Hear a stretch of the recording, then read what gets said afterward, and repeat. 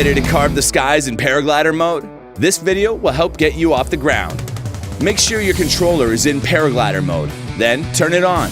The power LED will light up. Next, turn the board on using the switch.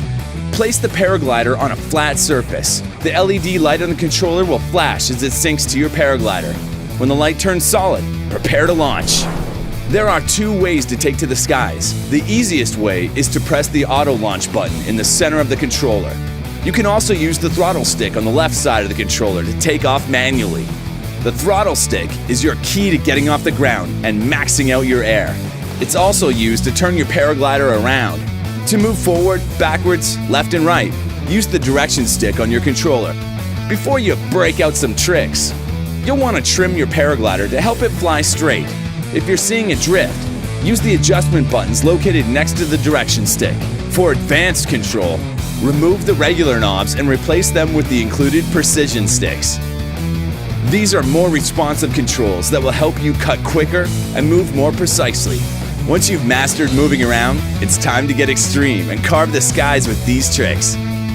The SIDEWINDER. The CYCLONE.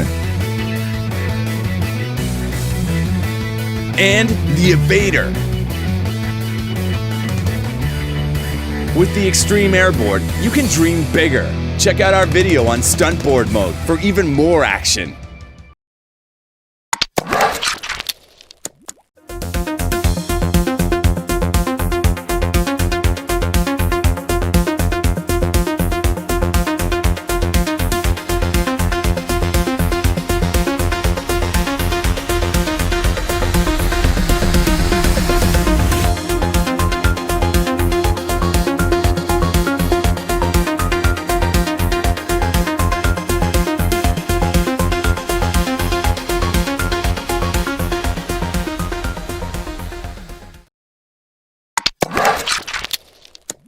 Dude, I'm a magician. This thing's insane.